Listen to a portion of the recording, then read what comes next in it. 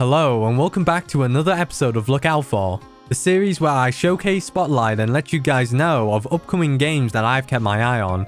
In this episode, I want to talk about, in my opinion, the best upcoming JRPG this year, Shin Megami Tensei V. It's been a long time coming, 8 years since Shin Megami Tensei IV, but before we talk about 5, let me give you a quick rundown of his background. Shin Megami Tensei V, or SMTV, is the 5th numbered game of the series developed by Atlus. If you don't know who Atlus is, you might know them as the ones that created Persona, which is a spin-off series of SMT, despite it being the more popular series. You may have played some of Atlus's other games like the Trauma Center series, Catherine, or the A Train Odyssey series to name a few. If you have played Persona before, it's very likely that you're going to enjoy SMT. Both series are very different though, and if you're new to both series, you may be wondering what's so good about them. Well, if I had one sentence to describe the series, I would say it's Pokemon, but with demons. You may agree with that sentence, or not, but you can't deny that the demons are one of the main appeals to the series. There are a lot of demons in SMT, and majority of these demons are actually based on existing mythology. We got Egyptian mythology, Balinese mythology, Hindu mythology, Australian mythology, English mythology, and that's just scratching the surface out of the hundreds and hundreds of demons SMT has to offer. Currently, Atlus is doing a daily demon showcase for SMT5, revealing a demon every day till the release date. You can check the daily demon showcase on their YouTube channel, AtlasTube. The videos are in Japanese, but fortunately, you can check out Buffmeister's channel, who is providing English subtitles with the help of a useless mage. Demons are used as allies when battling, and you may be asking, how do we acquire these demons? At one point, the protagonist will have some way to talk to demons, and all you have to do is negotiate with them in battle. Demons may require offerings or may ask a question that you'll have to answer. If you comply or answer correctly, the demon will join your team. However, if you don't, they will become infuriated and retaliate. To acquire stronger demons, you have to fuse 2 demons together. I won't go into great detail, but fusing demons is important to progress. You can fuse a demon with stronger innate skills, and also, you have the opportunity to inherit skills from the former demons you fused with. Fusions are one of SMT's core gameplay mechanic, with a lot of possible combinations and special fusions which require specific demons to fuse. So let's talk about what to expect when coming into SMT5. If you're expecting the 1-year-long high school experience where you make friends and build up social links, you might be disappointed when I say that SMT doesn't have that at all. Instead, this series takes a dark approach. Every SMT game will evolve around in Tokyo or some kind of post-apocalyptic state of Tokyo. The protagonist will have to survive in this ravaged Tokyo where demons of all sorts are lurking about.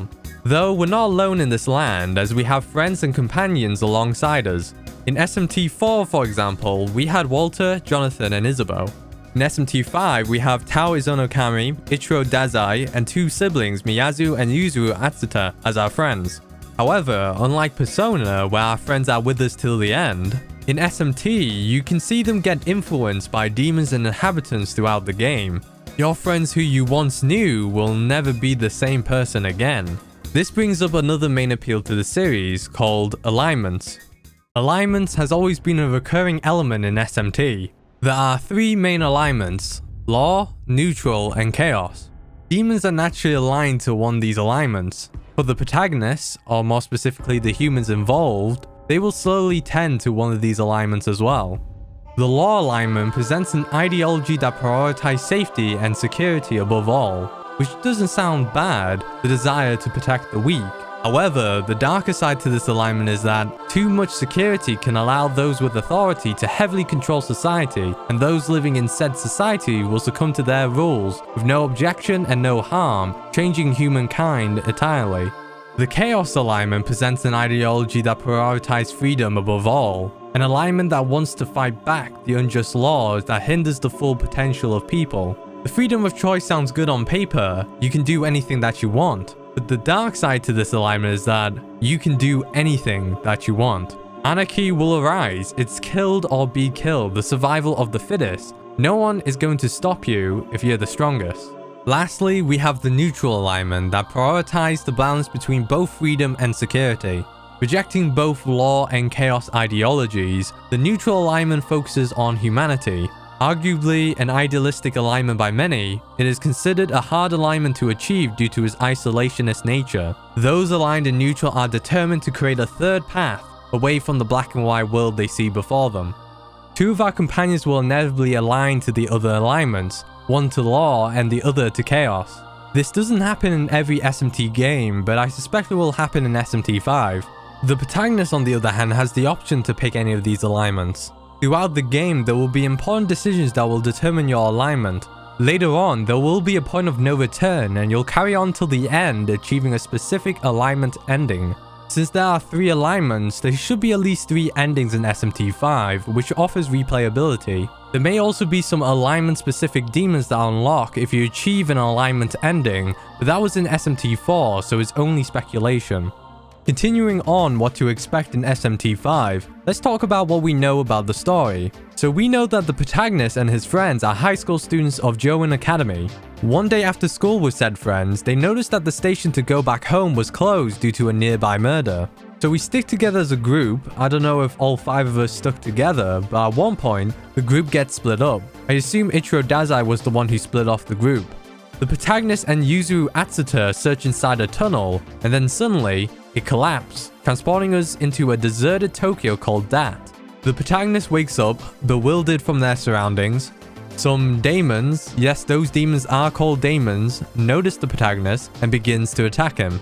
But from the skies, a mysterious being named Aogami appears before the protagonist and lends him a hand.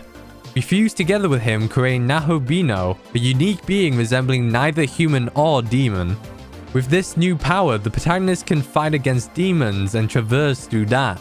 From what I've seen, the story in SMT5 takes a different approach. Unlike the other games, the protagonists Yuzuru and Ichiro make their way back to the original Tokyo they lived in. Kawazono Kami awaits them and informs them about the situation between their world and Dat. Apparently, the demons from Dat are appearing in their world.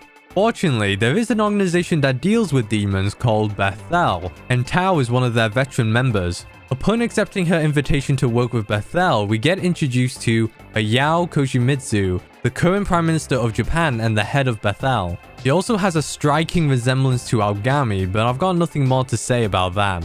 He asks us for our cooperation against the invasion, which we accept, as he provides Ichiro and Yuzuru a demon summoning program, while we of course have Nahobino.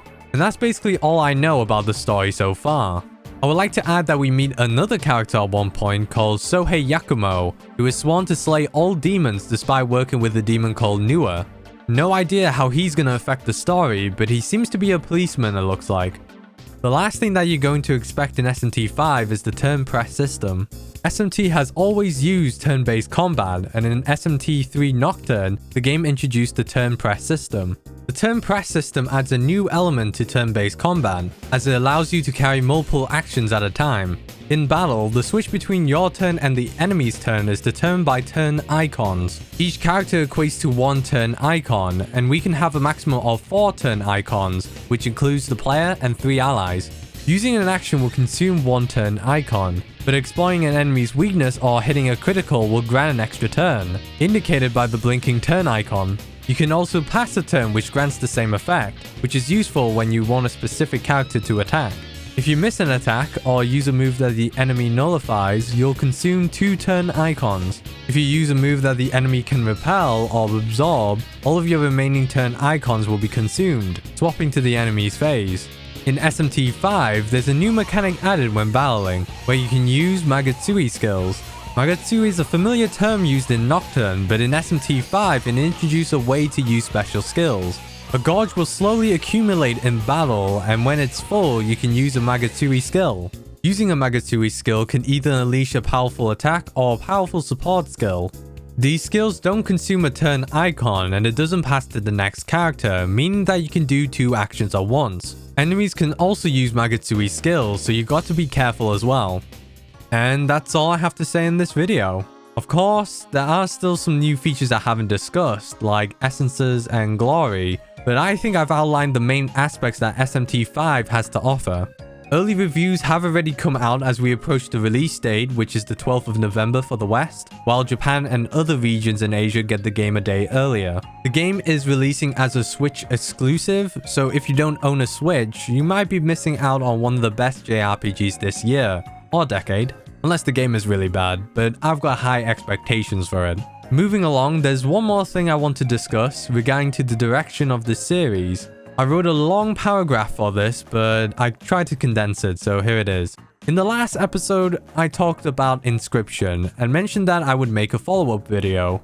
I realized that it's kinda hard to make a follow-up without repeating the same things I said in the last video. I would rather have you guys watch reviews from people who had a review copy instead of a follow-up video I made, as this would give me less work and also make the Look Out For series more faithful to its name by showcasing games before the release date. So from here on out, I would like to say that every Look Out For video won't necessarily have a follow-up video. If there is, it would be a video essay commentary type of video like what I've done previously, or something completely different. I know this is the second Look Out For episode, so the direction is still a work in progress, but I hope you understand. Anyways, I hope you enjoyed this episode of Look Out For. You know what to do if you want to support the channel, and I'll catch you guys later, and see you next time. Take care.